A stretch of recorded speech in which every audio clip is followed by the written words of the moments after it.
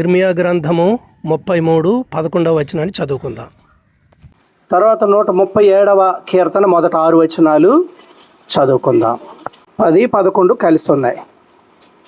యెహోవా ఎలాగు సెలవిచ్చుచున్నాడు, ఇది పాడైపోయెను, దీనిలో నరులు లేరు, నివాసులు లేరు, జంతువులు లేవు అని మీరు చెప్పు ఈ స్థలములోనే మనుష్యులైనను నివాసులైనను జంతువులైనను లేక పాడైపోయిన యోధా పట్టణములలోనే యెరూషలేము వీధులలోనే సంతోష స్వరమును ఆనంద శబ్దమును పెండ్లు కుమారుని స్వరమును పెండ్లు కుమార్తె స్వరమును యెహోవా మంచివాడు, ఆయన కృప నిరంతరముండును,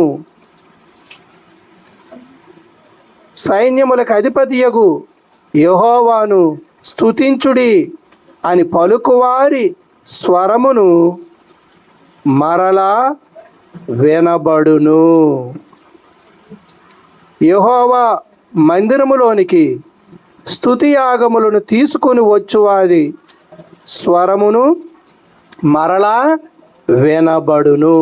మునుపుటి వలె ఉండుటకై చెరలోనున్న ఈ దేశస్థులను నేను రప్పించుచున్నానని యెహోవా సెలవిచ్చుచున్నాడు. 137 కీర్తన మొదటి 6 వచనాలు చదువుకుందాం. బబులోను నదుల యొద్ద కూర్చుండి ఉన్నప్పుడు మనము సియోనును జ్ఞాపకము చేసుకుని ఏడ్చుచుంటిమి. వాటి మధ్యనున్న నిరవంజి చెట్లకు మన సితారాలు తగిలించితిమి. అచ్చట మనలను చెరగొన్నవారు ఒక కీర్తన పాడుడి అనిరి. మనలను బాధించిన వారు సియోను కీర్తనల్లో ఒకదానిని మాకు వినిపించుడి అని మన వలన ఉల్లాసము గోరిరి. అన్యుల దేశములో యెహోవా కీర్తనలు మనమెట్లు పాడుదుము? యెరూషలేమా, నేను నిన్ను మరిచిన ఎడల నా కుడి చేయి తన నేర్పు మరుచునుగాక. నేను నిన్ను జ్ఞాపకము చేసుకొనని ఎడల నా ముఖ్య సంతోషము కంటే నేను యెరూషలేమును హెచ్చుగా ఎంచని ఎడల నా నాలుక నా అంగిటికి అంటుకొనుగాక.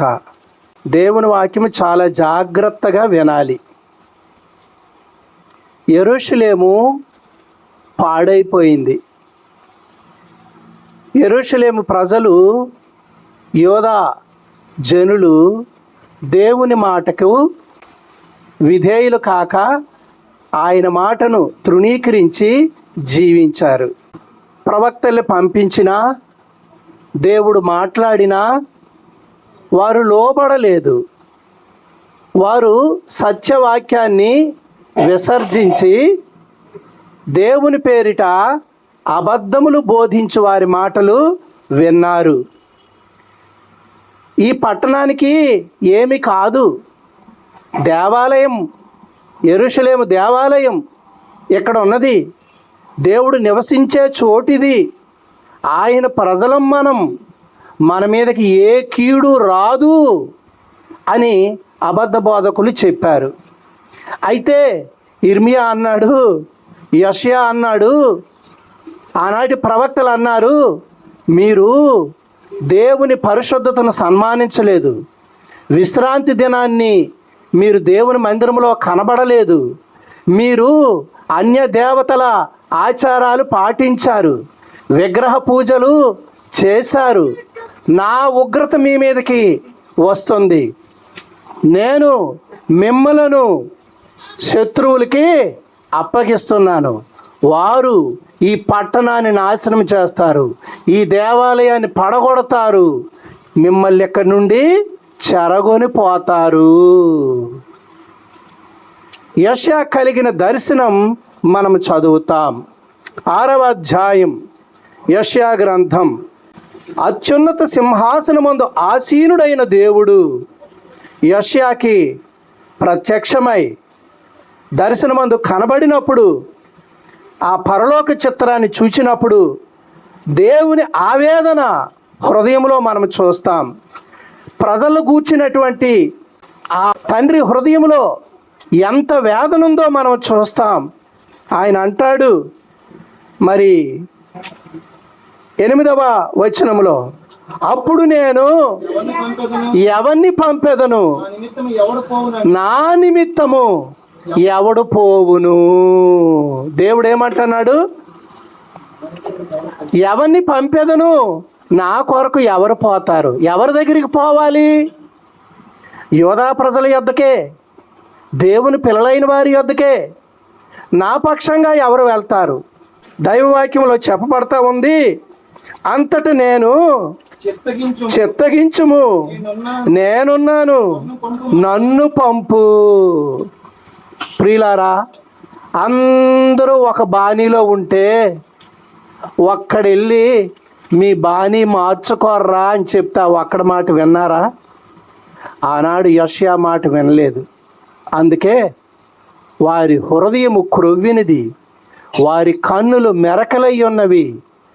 వారు మనుషులు పలికేటటువంటి ఉపదేశాలు అవే దైవోపదేశాలని భావించారు, నా మాట వినకుండా ఉన్నారు అని యెషయా చెప్పాడు. ఎందుకంటే దేవుని మాట వారు వినలేదు, వారి సొంత బోధల్లో వారు వెళ్ళారు. అందుకే నేనున్నాను, నన్ను పంపు ఆనాటి యెషయా మాట వినలేదు. అందుకే వారి హృదయాలు దేవుడు కఠినపరిచాడు. వారు లేఖనాలు గ్రహించకుండా గుడ్డివారైపోయారు. దేవుని సంగతులు వారు వినలేకపోయారు, లోబడలేకపోయారు. అప్పుడు దేవుడు అంటున్నాడు, ఆయన నీవు పోయి ఈ జనులతో ఇట్లనుము, మీరు నిత్యము వినుచుందురు గాని గ్రహింపకుందురు, నిత్యము చూచుచుందురు గాని తెలుసుకొనకుందురు. వారు కన్నులతో చూచి, చెవులతో విని, హృదయముతో గ్రహించి, మనస్సు మార్చుకొని స్వస్థత పొందకపోవునట్లు ఈ జనులు హృదయము క్రొవ్వి చేసి, వారి చెవులు మందపరిచి, వారి కన్నులు మూయించుమని చెప్పాను. దేవుడు ఏమన్నాడంటే, నేను ప్రవక్తలు పంపిస్తే, నేను మాట్లాడితే వారి కఠిన హృదయాలు అయిపోయాయి, వారి కన్నులు గుడ్డివైపోయాయి, వారి హృదయాలు కఠినపరుచుకున్నారు. కాబట్టి వారు చెవులు మూసుకొన్నారు, కన్నులు మూసుకొన్నారు. కాబట్టి వారికి నీ వెళ్ళి ప్రకటించు. ఏమని ప్రకటించాలా అని అంటే, వారు విని హృదయములో గ్రహించి మనస్సు మార్చుకొని స్వస్థత పొందకుండునట్లు ఈ జనుల హృదయాలు క్రొవ్వు చేసి, వారి చెవులు మందపరిచి, వారి కన్నులు మూయించు, వారిని గ్రహించకుండా చేసేయ్ అంటున్నాడు దేవుడు.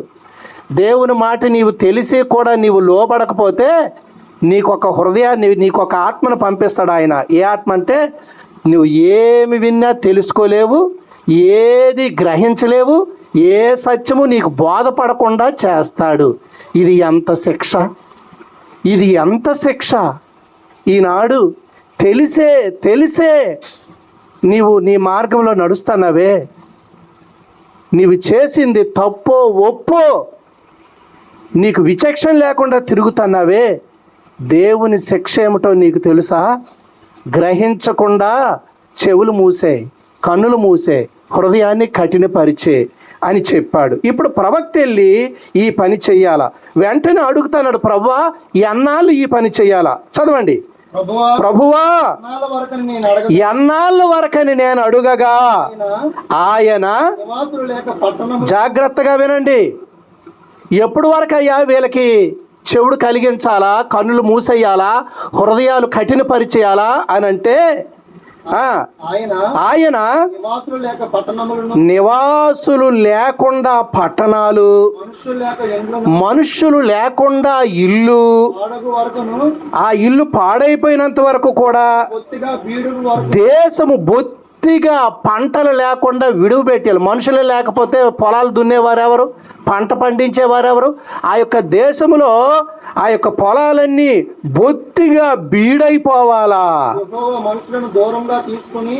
యెహోవా మనుషులను దూరముగా తీసుకొని పోయినందున దేశములో నిర్జనమైన స్థలములు విస్తారమగు వరకు అలాగు జరుగును.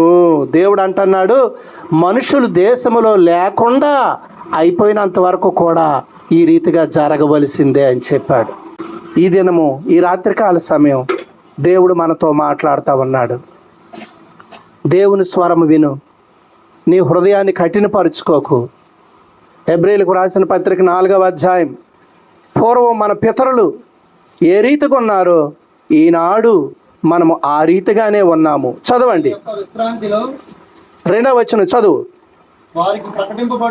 వారికి ప్రకటింపబడినట్లు మనకును సువార్త ప్రకటింపబడెను, కానీ వారు వినిన వారితో విశ్వాసము గలవారై కలిసి ఉండలేదు. గనుక విన్న వాక్యము వారికి నిష్ప్రయోజనం అయిపోయింది. విని లోబడిన వారితో కలిసి వారు కొనసాగలేదు. కనుక విన్నా సరే అది నిష్ప్రయోజనమే. దేవుని సత్యం నీకు తెలిసిన తర్వాత అందులో నడుచుకోకపోతే నీ ఇల్లు ఖాళీ అయిపోద్ది. మనుషులు లేకుండా పోతారు, చెరకపోతారు, మీ భూములు అలాగ ఉండిపోతాయి అని ఆనాడు ప్రకటించిన దేవుడు ఆనాడు అది జరిగించాడు. ఈనాడు నీకు నాకు బుద్ధి కలగడానికి ఈ మాటలు వ్రాయించాడు. నువ్వు దేవుని స్వరం వింటే ఈ రాత్రికాల సమయంలో లోబడు. ఎన్నాళ్ళు నీ జీవితం? ఇప్పటికే సగకాలం అయిపోయింది.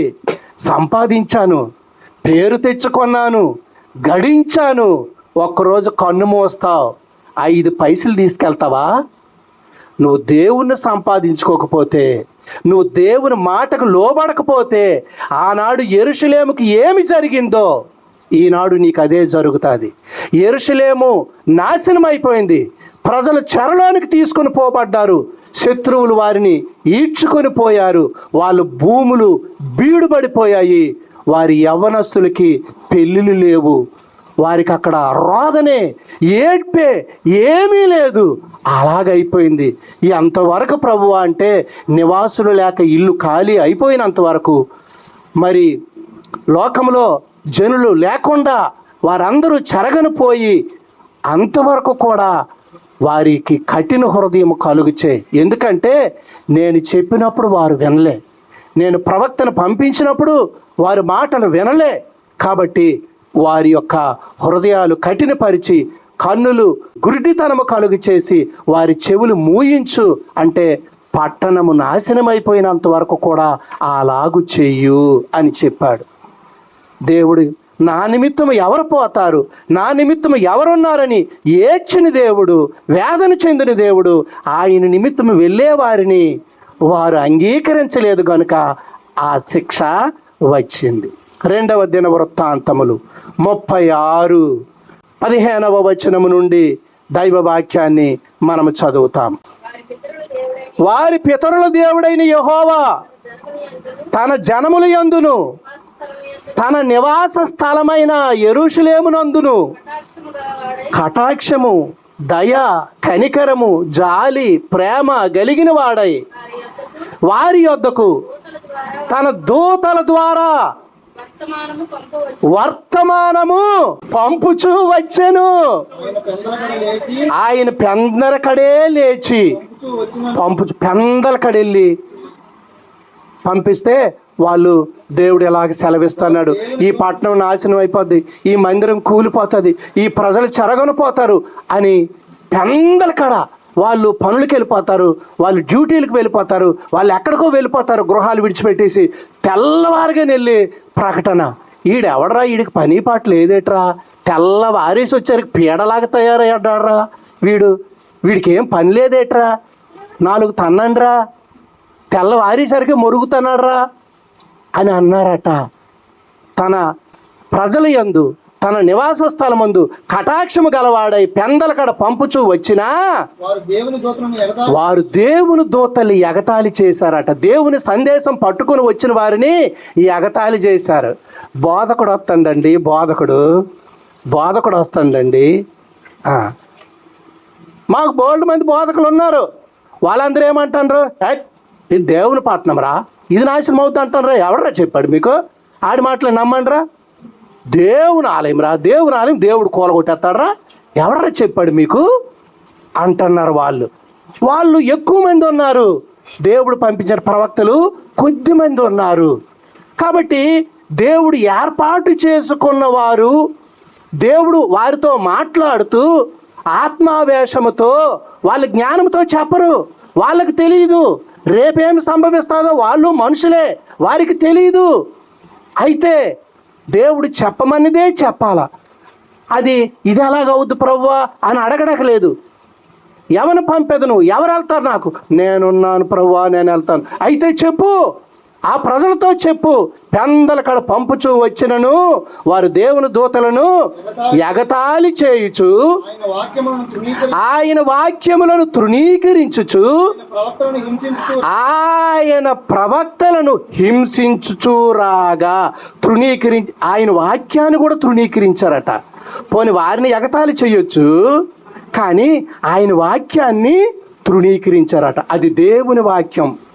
బాబు, ఆయన దేవుని సేవకుడురా, ఆ దేవుని వాక్యం రా, నువ్వు వింటే విను, లేకపోతే మాని, ఆ మాటను తృణీకరించకరా అని నేర్చుకోవాలి సమాజం. ఎందుకంటే అది మనుషుని జ్ఞానం కాదు, అవి మనుషుని మాటలు కాదు, అవి దేవుని మాటలు. కాబట్టి వారు దేవుని వాక్యము తృణీకరించినందున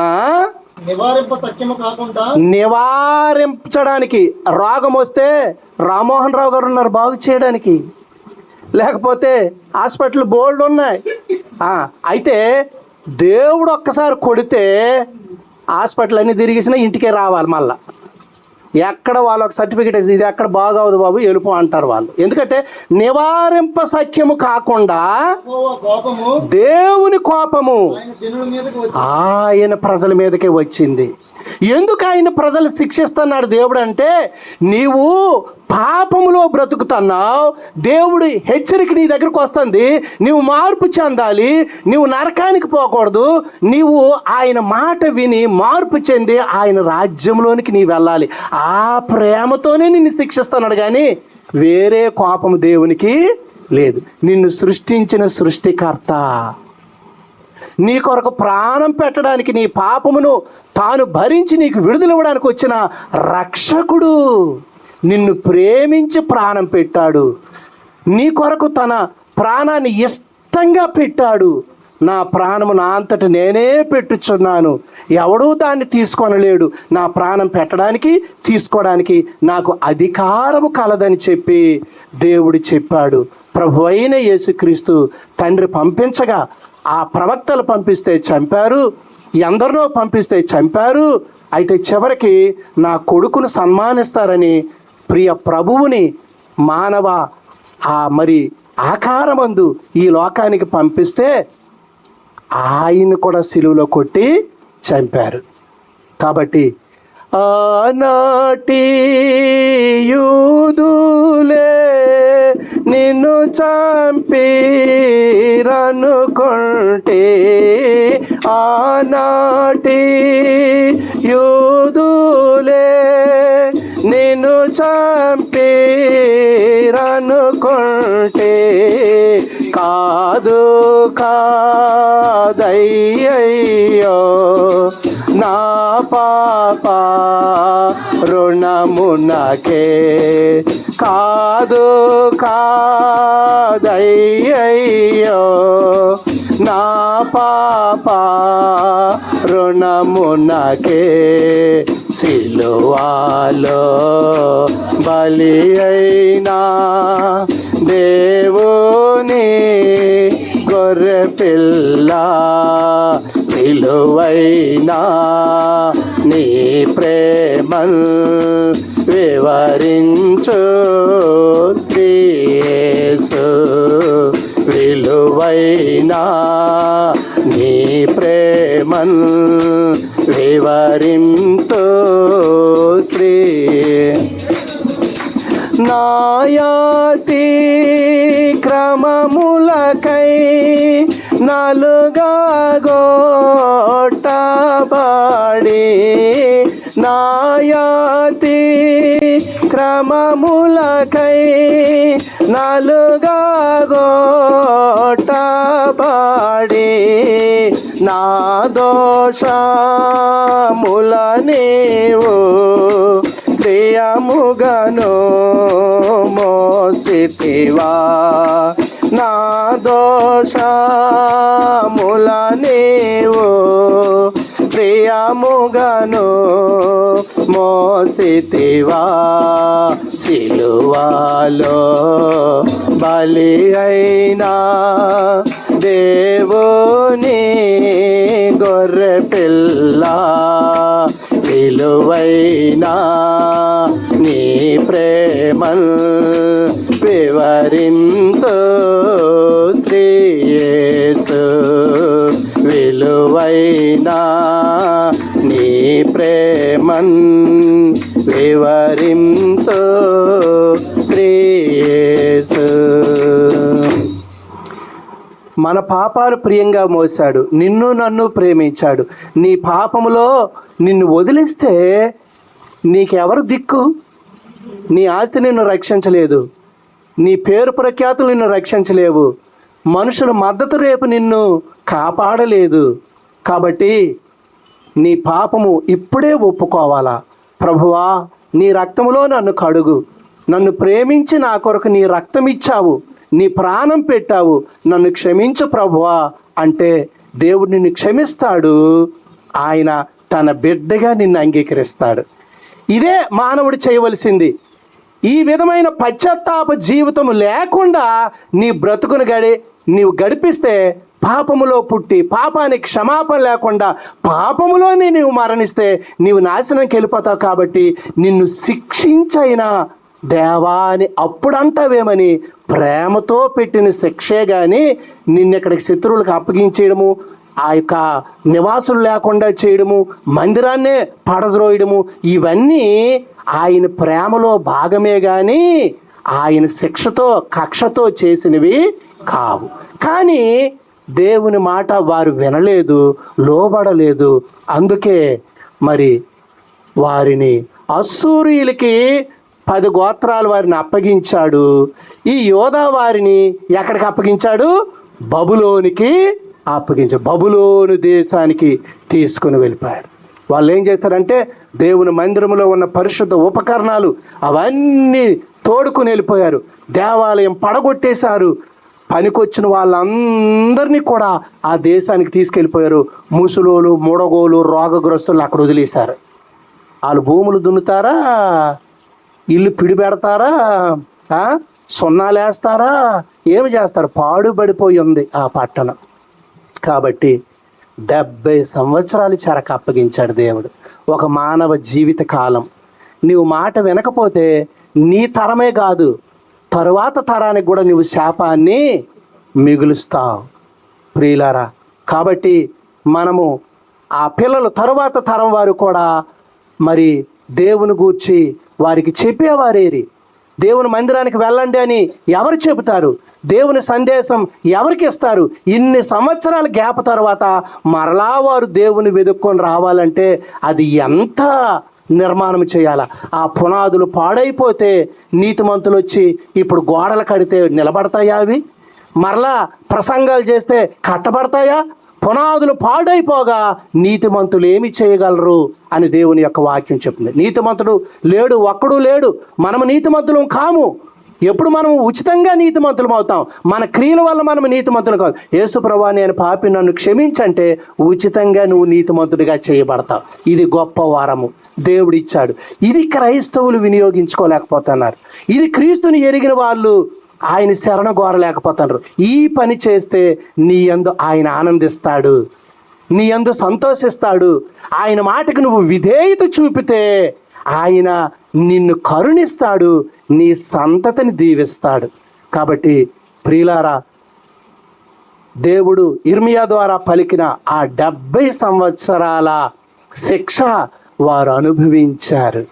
ఈ సంగతులు ఇప్పుడు మనకి తెలియచేస్తున్నాడు దేవుడు. ఆనాడు అలాగ జరిగింది నాయన.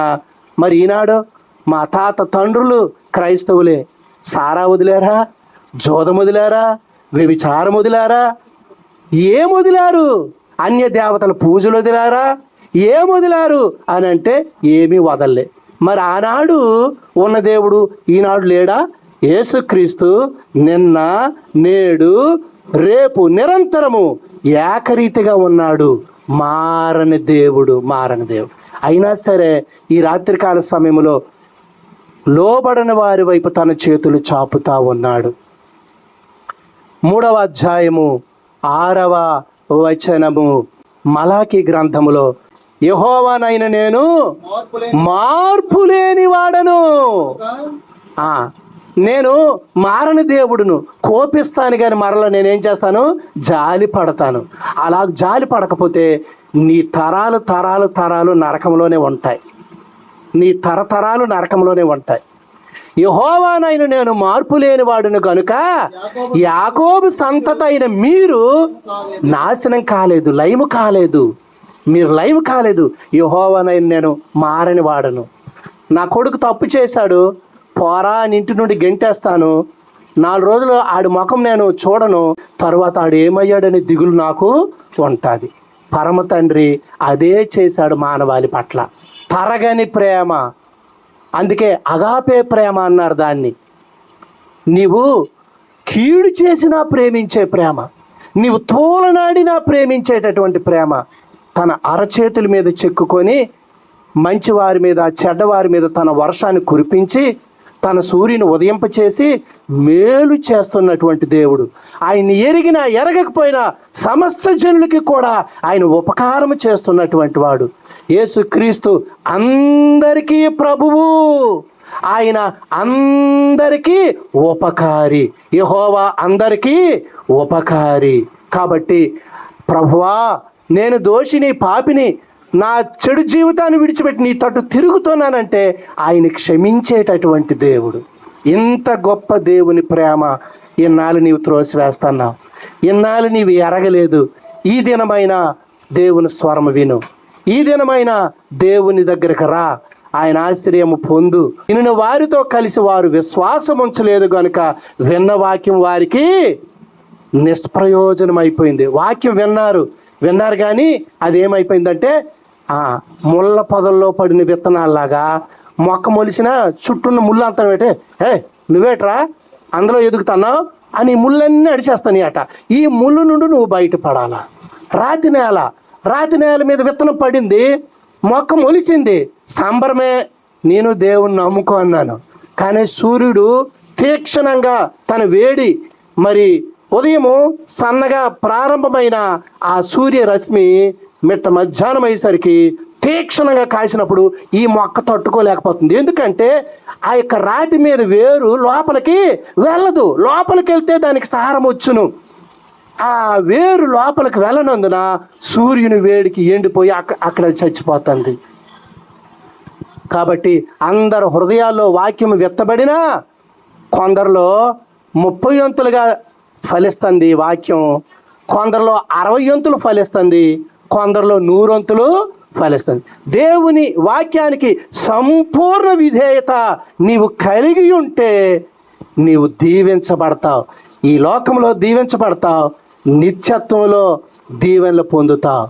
యోబు తన విశ్వాసాన్ని కాపాడుకొని ఎన్ని శ్రమలు వచ్చినా దేవుని నిందించలేదు.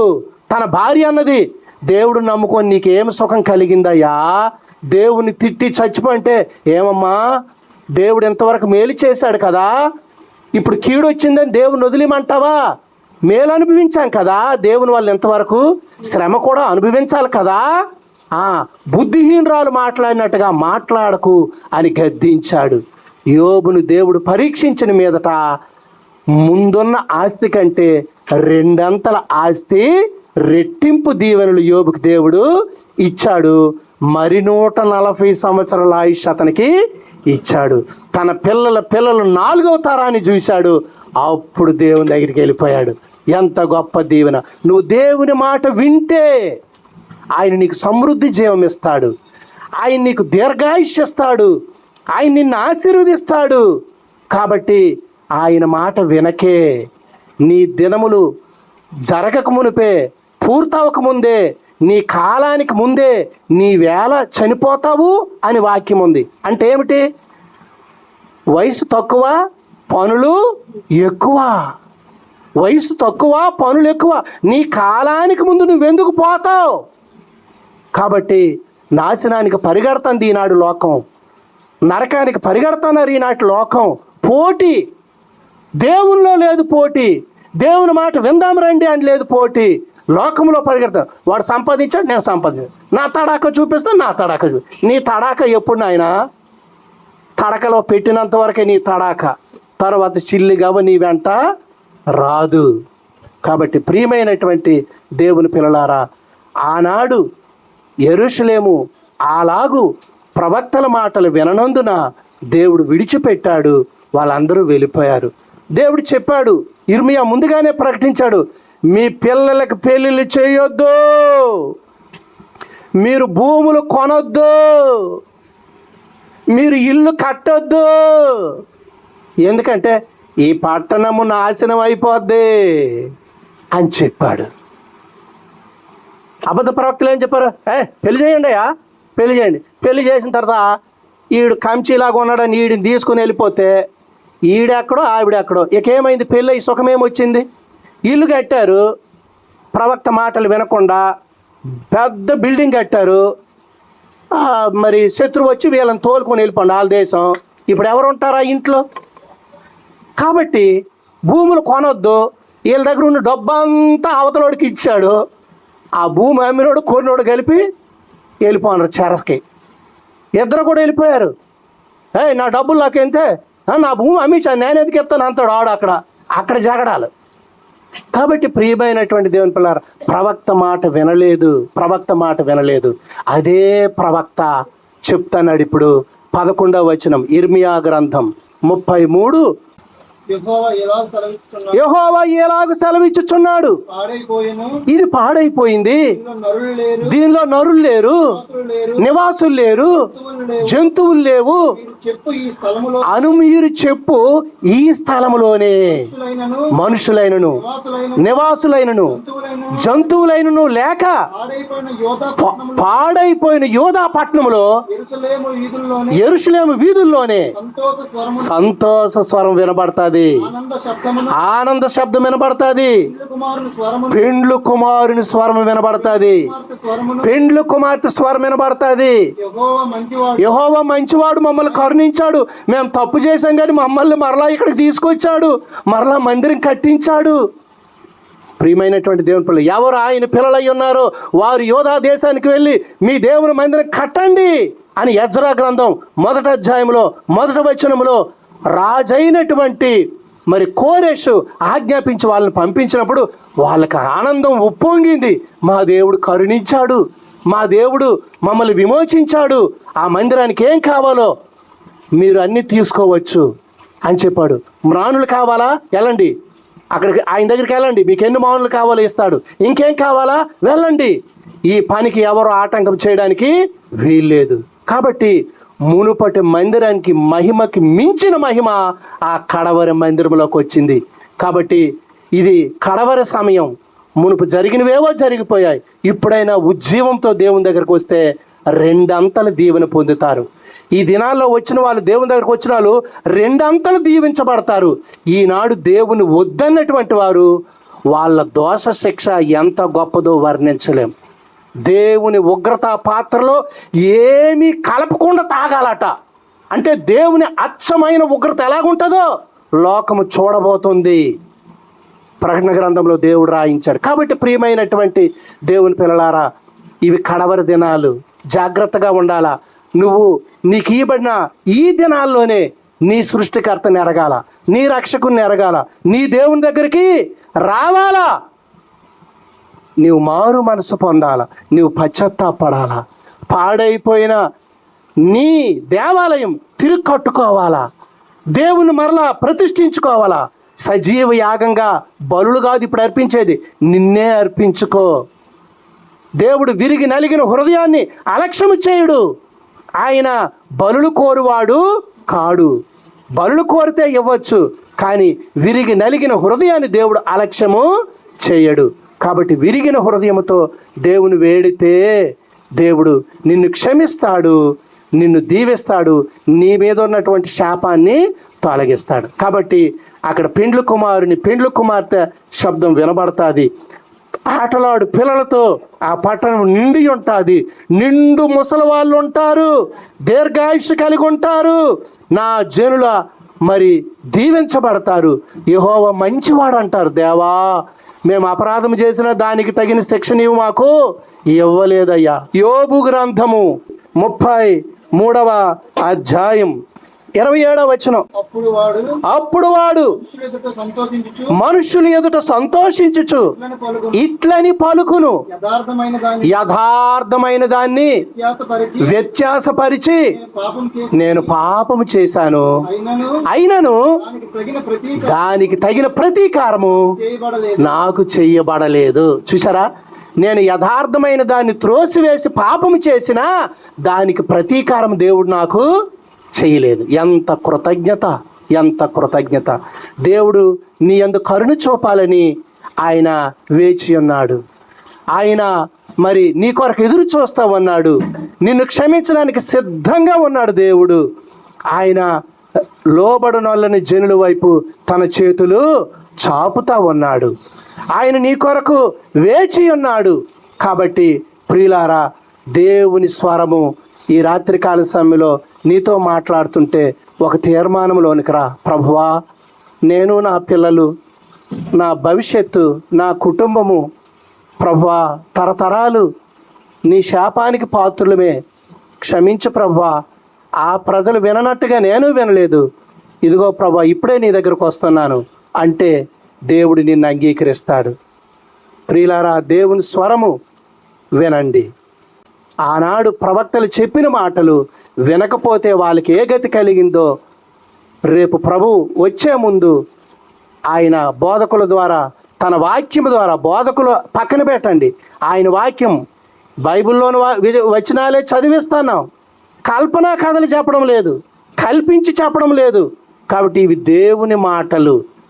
ఈ వాక్యము వద్దని త్రోసివేస్తే గోడ అండన, ఊగుతున్న గోడ అండన కుమ్మర కొండలాగా ఉంటామట. ఊగుతున్న గోడ ఒక్కసారి పడిపోతే కుమ్మర కొండ బతుకుద్దా? నేల మట్టమైపోద్ది. చిల్ల పెంకు కూడా నిప్పు తీసుకోవడానికి కూడా ఉండదు. ఏమైపోద్ది? అది చిన్న చిన్న పీసులు అయిపోతుంది గోడ పడితే. అది దేనికి పనికిరాదు. మరి ఆ మట్టి కొండని తిరిగి ఎవరు కూడా దాన్ని ఎతకగలరా? ఎవరు చేయలేరు. నాశనము అలాగుంటుంది. దేవుని అనుగ్రహం కావాలా, దేవుని ఉగ్రత కావాలా? ఈ రాత్రికాల సమయంలో ఆలోచించండి. మీకు ఒక సంగతి చెప్పి ముగిస్తాను. అందుకే ఇట్టి సమయంలో వారిని చెరగొని తీసుకొని వెళ్ళిపోతున్నప్పుడు 137వ కీర్తనలో మాటలు చదివాం మనము. బబులోను నదుల యొద్ద, ఆ నది దగ్గరికి, బబులోను దేశానికి వెళ్ళిపోయారు. అక్కడ నదుల దగ్గర వీళ్ళు కూర్చున్నారు. చదవండి 137వ కీర్తన. బబులోను నదుల యొద్ద కూర్చుండి ఉన్నప్పుడు అప్పుడు దేవుని మందిరాన్ని, పట్టణాన్ని జ్ఞాపకం చేసుకుని ఏడుస్తున్నారు. రే, మనం దేవుని మాట వినలేదురా, వింటే 7 ఎకరాలు కొన్నాను రా, వదిలేచాను రా అంటాడు ఒకడు. ఓరు మొన్నే ఇల్లు కట్టాను రా అంటున్నాడు ఒకడు. ఓరు బాబుకి పెళ్లి చేశాను, సుఖం లేదురా, ఆడొక దగ్గర ఆవిడ ఒక దగ్గర అంటున్నాడు. ఒరే, ఇర్మియా గారు చెప్పారా, మనం వినలేదురా అంటున్నాడు ఒకడు.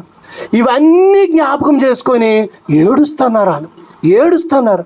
అయ్యో, దేవుని మాట వినలేకపోయామే, దేవుని మాట తృణీకరించామే, ప్రవక్తలు వస్తే హేళన చేశామే, ప్రవక్తలు వస్తే కొట్టామే, చంపామే, అనేకుల్ని అవమానపరిచామే, ఈ శిక్ష మనకు సరైందే అని ఏడుస్తున్నారు. బబులోను నదుల దగ్గర కూర్చొని సియోనుని జ్ఞాపకం చేసుకొని ఏడ్చుచుంటిమి. వాటి మధ్యనున్న నెరవంజి చెట్లకు సితారాలు అక్కడ తగిలించారట. ఈ మందిరంలో సితారాలు వాయించి పాటలు పాడాలా, దేవుణ్ణి పొగడాలా, దేవుణ్ణి ఆరాధించాలా. ఇప్పుడు ఇవి తెచ్చి నెరవంజి చెట్లకి తగిలించారు. వాళ్ళు అంటారు, బాబు ఎక్కడేం తగిలించారు, ఒక పాట పాడండి అంటే ఇప్పుడేం పాట పాడతారు? ఇప్పుడేం పాట పాడతారు అంటున్నారు, చదవండి. అచ్చట మనల్ని చెరగొన్న వారు మనలను చెరకి తీసుకొని పోయిన వారు కీర్తన పాడుడి అనిరి. మీ దేవుడు గొప్పోడట, ఒక పాట పాడుతండి అంటారట వాళ్ళు. మనల్ని బాధించు వారు మనల్ని బాధించిన వారు కీర్తనలలో సియోను గీతాల్లో ఒక దానిని మాకు వినిపించు. సియోను గీతాలు బాగుంటాయట నాయన, ఒక పాట పాడుతండి అంటారట వాళ్ళు. వీళ్ళేమంటారు? అన్యుల దేశములో యెహోవా కీర్తనలు మనం ఎట్లు పాడుదుము? దేవుడు పాట ఎలా పాడతాం? అవమానం కాదు. ఎందుకంటే మా దేవుడు మంచోడని ఆలికి చెప్తే మేము ఆయనకి విరోధంగా చేసి ఇక్కడ వరకు తరమబడ్డామని చెప్తే ఇదేం సాక్ష్యం, ఇదేం పాట? ఏ పాట పాడాలి ఇప్పుడు? ఏ రాగంలో పాడాలా? కాబట్టి అన్యుల దేశంలో మేము పాడమండి, అన్యుల దగ్గర పాడమండి. అన్యుల కంటే అధ్వానం వీళ్ళు, అన్యుల కంటే అధ్వానము. అన్యుల దేశంలో పాట పాడము. చదువు. యెరూషలేమా, యెరూషలేమా, నేను నిన్ను మరిచిన ఎడల నేను నిన్ను మరిచిపోయాను కదా, ఇక నేను మరువను. దేవుని మందిరాన్ని మరిచిపోయాను, దేవుడి నివాసం ఉండే స్థలాన్ని నేను మరిచిపోయాను. మాకు ఈ గతి పట్టింది. యెరూషలేమా, నేను నిన్ను మరిస్తే నా కుడి చేయి నేర్పు మరుచును గాక. నా నేర్పు మరిచిపోద్ది. ఈ చేయితో నువ్వు ఏ పని చేస్తానవో అది నువ్వు మరిచిపోతావు, నువ్వు దేవుని మరిచిపోతే. వాళ్ళు ఆనాడు ఒట్టు పెట్టుకుంటున్నారు అలాగా. నేను యెరూషలేమును మరిస్తే నా కుడి చేయి తన నేర్పు మరిచిపోతుంది, నా టాలెంట్లన్నీ పోతాయి, నా బుద్ధి అంతా పోతుంది, నేను ఎందుకు పనికిరాని చవట్ని అయిపోతాను. నేను ఇక దేవుని మరుస్తానా? నేను మరిస్తే నా గతి ఎక్కడికి వచ్చింది కదా, ఇక నాకు తెలియదా? నా నైపుణ్యం అంతా శబాస్ అని ఈనాడు పోయిన వాళ్ళు రేపు అక్కడ బాబు ఎంత శబాస్ అన్నవారు, నువ్వేట్రా ఇక్కడ ఉన్నావు అంటారే. ఎంత హేళన, ఎంత అవమానము. ఇప్పుడే నా దేవుని నేను వెతుకుతాను. వాళ్ళు ఆనాడు తీర్మానం చేసుకుంటున్నారు. ఏమంటున్నారు? నేను నిన్ను జ్ఞాపకము చేసుకొనని ఎడల నా ముఖ్య సంతోషము కంటే నేను హెచ్చుగా ఎంచకపోతే నా నాలుక అంగిటికి అంటుకొనుగాక. శాంసన్ వస్తాడు, ప్రీతి ప్రీతి ఎక్కడున్నావు? వస్తున్నానండి. కాబట్టి దేవుని మర్చిపోకూడదట. అంత కమ్మగా పిలవాలంటే దేవుణ్ణి మర్చిపోకూడదట. నా ముఖ్య సంతోషము కంటే యెరూషలేము నేను హెచ్చుగా ఎంచకపోతే నాలుకెళ్ళి అంగిటికి అంటుకుపోద్దట. ఎటువంటి తీర్మానం వాళ్ళు చేసుకుంటున్నారు చూడండి. ఈనాడు ఎంతమందికి భయం ఉంది, ఈనాడు ఎంతమంది దేవుని ఘనపరుస్తున్నారు, ఈనాడు ఎంతమంది దేవుని మాటకి లోబడుతున్నారు. నీ బలం ఉందని, నీకు బలగం ఉందని, నీకు పైసలు ఉన్నాయని, ఇదే కదా నీ అతిశయం. నిన్ను నరకం నుండి తప్పిస్తుందా? నీ శ్రమ దినాన నిన్ను ఆదుకుంటుందా? పనికి మాలిన అతిశయము, వీటితో మనం అతిశయపడుతుంటే దేవుని బట్టి అతిశయించువాడు భూమి మీద కృప చూపుచు నీతి న్యాయములు జరిగించుచున్న యెహోవాను నేనే అని పరిశీలనగా తెలుసుకొనుట యందు అతిశయింపవలెను, అట్టివారిలో నేను ఆనందించువాడును అని దేవుడు చెప్తా ఉన్నాడు. దేవుని తెలుసుకొని ఆయన బట్టి అతిశయించాలట, వారిలో ఆయన ఆనందిస్తాడు. అంతేగాని నా ముఖ్య సంతోషం కంటే నేను యెరూషలేమును హెచ్చుగా ఎంచకపోతే నా నాలుక నా అంగటికి అంటుకొనుగాక. కాబట్టి ప్రియమైనటువంటి దేవుని పిల్లలారా, ఆ అన్యుల దేశములో అక్కడికి వెళ్ళిన తర్వాత వాళ్ళు బుద్ధి తెచ్చుకున్నారు. వాళ్ళు ఏమంటున్నారు? మేము మా ముఖ్య సంతోషాల కంటే, సంసోనికి ఏంటి సంతోషం ఇప్పుడు? ఆనందం, ఒక కుటుంబంగా చేయబడ్డారు. నిజంగా ఆనందమే, నిజంగా సంతోషమే. కానీ దేవుని యందు ఆనందించాలి. కుటుంబము ఏదో దేవుడు ఊరకనే కట్టలేదు. మీరు ఫలించి అభివృద్ధి చెంది భూమిని నిండించి దాన్ని లోబరుచుకోండి అని ఆశీర్వదించాడు. సంతానం కని దేవుని కొరకు వాళ్ళని పెంచాల. అర్థమైందా? పిల్లలు యెహోవా ఇచ్చు బహుమానము. యవ్వన కాలమందు పుట్టిన కుమారులు బలవంతుని చేతిలో బాణములు వంటి వారు. అట్టి వారితో తన అంబుల పొది నింపుకున్నవాడు ధన్యుడు. వాడు సిగ్గుపడక గుమ్మంలో విరోధులతో వాదించుదురు. ఎవరు నీ శత్రువు? పెదగొడవలు ఎవరు లేరు, నీ శత్రువు సాతాను, నీ శరీరము, అర్థమైందా? నీలో ఉన్న ఆదాము స్వభావము. దేవుని మందిరికి వెళ్తే ప్రీతే వద్దు ఊరుక ఇంటికడు అంటాడు.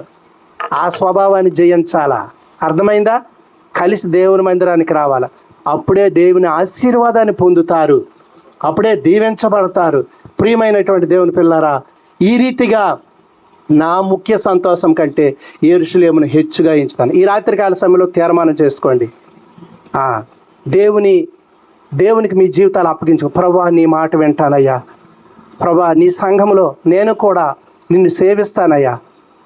ప్రభువా, నా పితరుల వలె మూర్ఖ స్వభావాన్ని విడిచిపెడతానయ్యా. ప్రభువా, నేను ఈ దినమే నా పేరు నీ జీవగ్రంథంలో రాసుకో. శిలువలో చిందించిన నీ రక్తము చేత నా తల్లి గర్భంలో నుండి పుట్టింది మొదలుకొని నేను చేసిన ప్రతి అతిక్రమాన్ని క్షమించయ్యా. నేను ఘోర పాపినయ్యా. ప్రభువా, నీవు కనికరము గల దేవుడు, నన్ను కరుణించయ్యా. ఈ మాట నువ్వు చెప్పగలిగితే నీ పాపములన్నీ కడిగివేయబడి నీ పేరు తన జీవగ్రంథంలో రాస్తాడు. నువ్వు దైవ వాక్యాన్ని వింటూ ఉంటే పరిశుద్ధాత్మ ద్వారా జయించే జీవితం దేవుడు నీకు ఇస్తాడు. అప్పుడు ఒక నూతన వ్యక్తిగా దేవుని యొక్క మరి ఆ యొక్క ఆశీర్వాదంతో ఒకప్పటి జీవితం కంటే క్రీస్తునందు నీ జీవితం వెల్లడవుతుంది.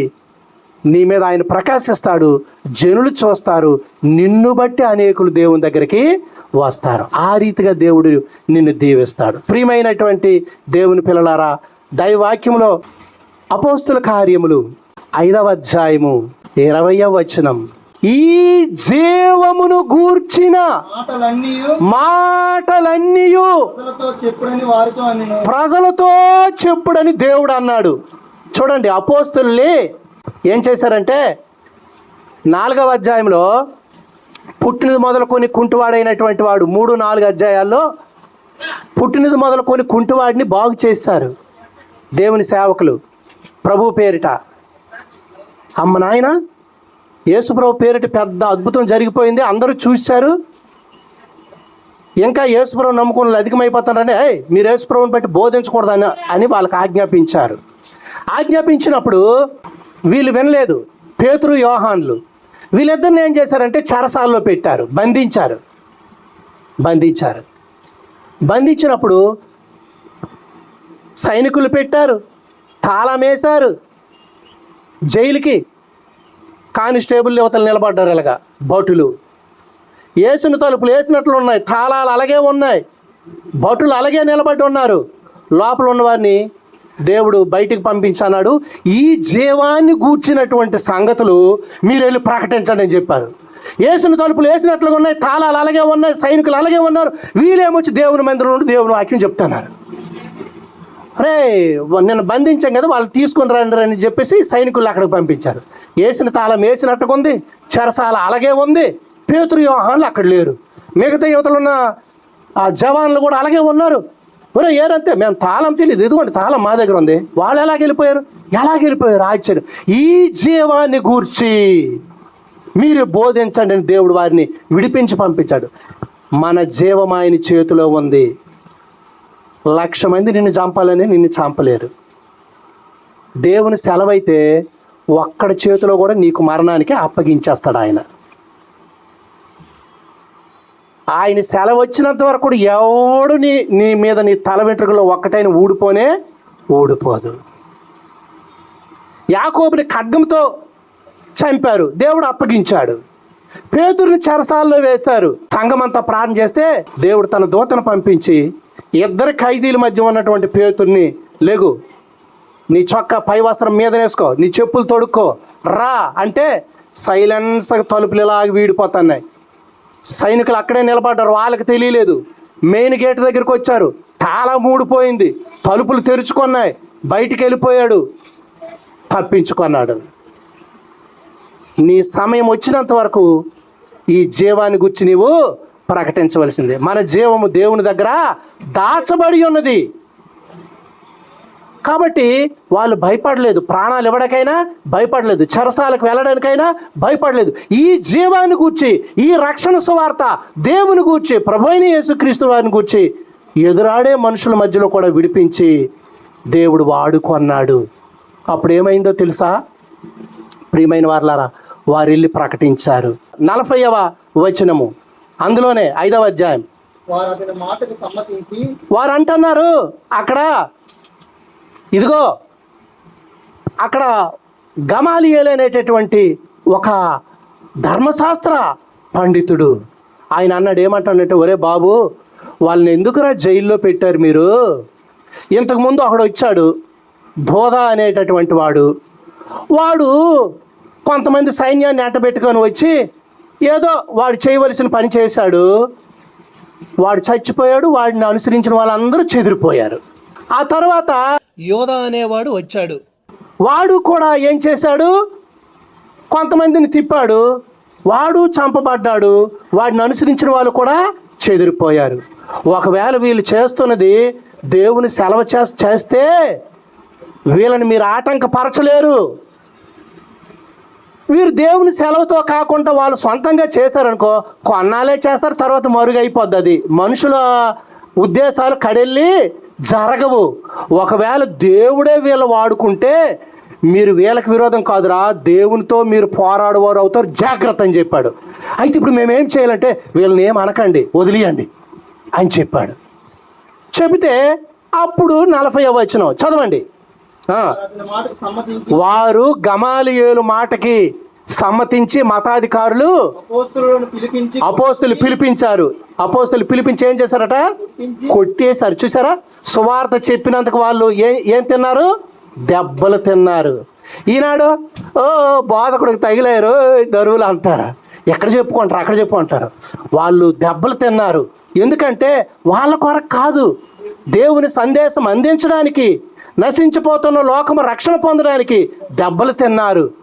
వారు దెబ్బలు తిని యేసు నామమును బట్టి వారు అంటున్నారు, దెబ్బలు కొట్టి యేసు నామాన్ని బట్టి బోధించకూడదు, జాగ్రత్త అని ఆజ్ఞాపించి వారిని విడుదల చేశారు.